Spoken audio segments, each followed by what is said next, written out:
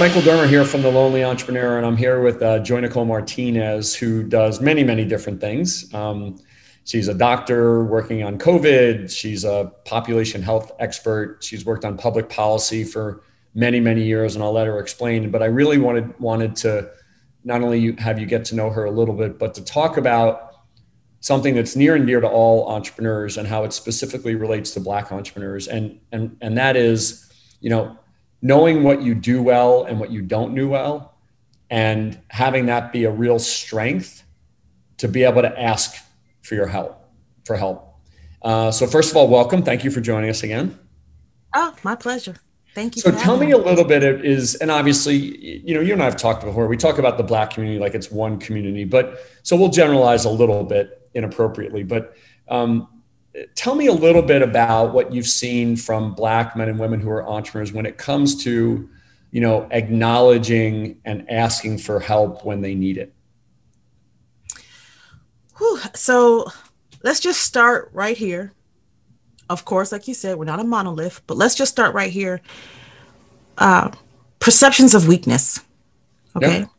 So there are certain things, especially my generation and that before me, didn't do. Go to see therapists, right? Don't do that. Ask for help. And when I say ask for help, I will struggle. I will hustle. I will pull it together. I will work 4 jobs, right? But the last thing I want to do is acknowledge I'm overwhelmed and I need help. Yep. So carry this perception of weakness from our home life to our professional life, our entrepreneurial life.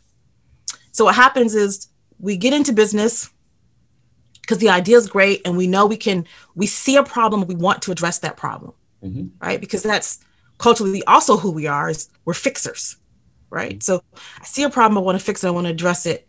I start this business and the idea is good. Maybe I don't know quite how to shape it so that legally the structure is sound, or so that financially the structure is sound. Yep. And frankly, I've not been in the habit of asking for help, right? So there are a few things I'm afraid to do. I don't know how to make sure my business has a credit line. So you want me to go to a bank and I don't even understand how to make sure that my business is not just me, right? Me, my own income, my own responsibility, so that I can ask a bank. And the documentation is not written in my colloquial language. Right. The application is not necessarily written for me to understand. It's asking me for something that takes a master's level education to grasp. Yep. I don't necessarily, there's just you're asking me if I have documents, and that means I have to have hardware and software that could have produced the documents to give to the CPA that I can't afford to give. I mean, there's just this whole backwards list of things that start with me changing my perception of whether or not I'm weak. And I get the impression, right, that because of some of the systemic issues that is exacerbated in the Black community, because certainly, a lot of entrepreneurs, whether or not they're Black, I think this is more true of men than women, don't want to admit they don't know something. Whereas once you do this long enough, you realize it's a key strength and you just fix the problems you need to fix. Do you have a sense that is exacerbated in the Black community? So trust happens when you have a relationship of give and take.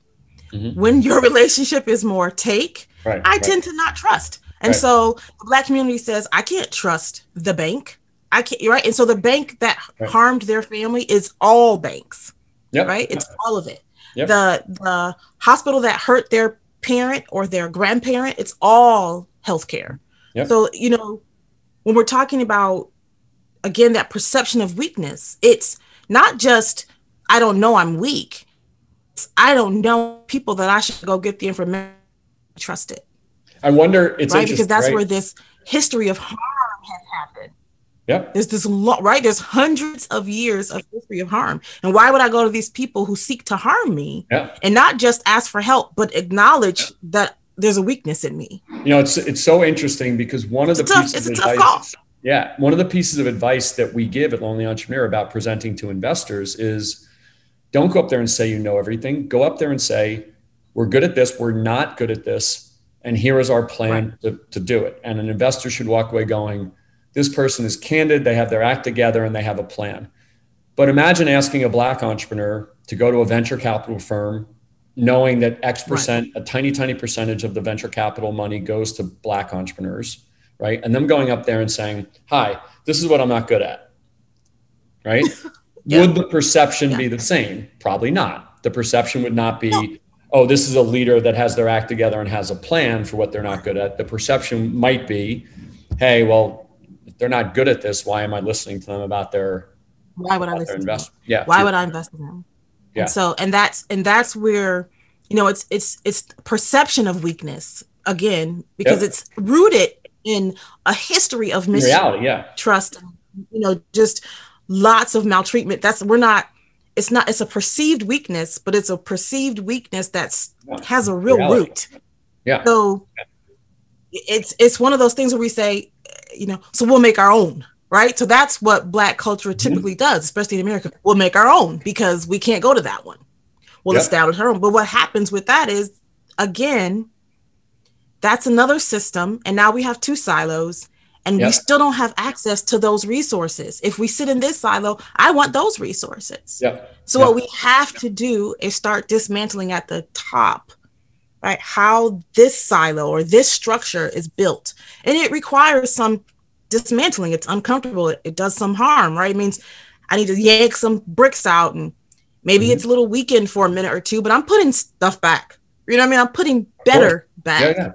And that's where I think we have to do better at saying, this isn't a weakness and I need you to see past my skin and I need you to accept that my business, my idea, my concept, my skill, my knowledge, because I am Black, and this is true of many Black entrepreneurs, I've made a point of being twice the expert as anyone else in the room because I recognize, because I'm Black, if I'm not twice the expert, that's the weakness. So that's what we talk about, turning a weakness into a strength, right? And don't get me wrong, many normal entrepreneurs have weaknesses. The Black community has all of these other overhanging systemic things that they have to deal with that are weaknesses foist upon the weaknesses that we all have as entrepreneurs in our early stage businesses. So what we're trying to always do is to say, okay, how do you turn that into a strength? Well, if acknowledging that you're not good at something is something that actually should be welcome, but for the Black community will not happen because of all the trust issues and the years and years and years of having a good reason not to trust. You come to the table and say, listen, I'm Black. I've had to work harder, right? I've had to deal with more, right? And because of that, when I come to the table to you and I say, this is what we're good at, you should trust it. And when I say, this is what we're not good at, you should trust it and know that I have a plan, because I don't get to go to any institution without not just my act together, but the whole thing being beyond, because I have another standard that's set for me. And I think that when you train around talking to an investor, we would never suggest going in and just letting their previous views dictate. You should go to them and say, that's right. I work harder because I have to. I am more resilient because I have to. And when I stand in front of you and say, this is what it is, and this is what I can do, and this is what I can't do, that's not a sales pitch. That's because we operate by a different set of rules. That's right. Yeah. And as I say, you can take that to the bank. Yeah, right? Absolutely. Yeah. But that's the case. Yeah. It's almost like when we talk about the resilience of an entrepreneur, there's obviously many, many resilient entrepreneurs. Our story of 2008 and what happened to us. But also, Joy, as we've talked about before, I went to Bucknell and Northwestern Law School. I had it pretty easy, right? I mean, my company almost collapsed and all that, but I, never worried about food on the table. I never worried that I didn't go to a good high school right? So it's different. The level of resilience, rather, that it takes to be in many Black communities to get to the point is far beyond what some dude who went to Bucknell and Northwestern had to do. Like, and so that should not be viewed as a weakness. It should be viewed as a strength. You're Right. like, That's you right. think you want to hear hard, right? Right. I'll define for you hard. I think the thing that really encourages me when I talk to other Black entrepreneurs is we have this common thread of, I will make this work. Yeah. I will go down fighting. I mean, you talk about resilience. I'll take the hit. I get it. I've taken hits before. I'm going to keep going. You know, there's this, there's a core strength and a core set of values that says we don't just give up. You know, take the hit, keep going. Take the change, keep going. You know, switch it up, be creative, shift, you know, adapt. You know, I say adapt and overcome. That's kind of a mantra that we live by in all things. You know, if you have it this way on Monday, great. If it's a different way on Thursday, that's still fine. You just adjust and you keep going. Because if you believe, right? If you believe, and there's that core that says, nope, this is going to work. This is something I'm going to do. This is something that I must do. I feel connected to, you know, because most Black people start businesses of a passion point, right? The passion, whether it came from a pain point or a pleasure point, they're passionate about it. And so they're connected to the business. It's like their lifeblood. It's something they feel called to do. It's not just, oh, I think I'll, you know, start a candy store. It's, I love the children. I want to serve my community. I want to be a center of my community. There's this whole process emotionally that connects to the established business. And I think that part is where our resilience as a culture, you know, I'm talking about across the diaspora, as our resilience comes into play, that says, I'm not going to let this go at all easily.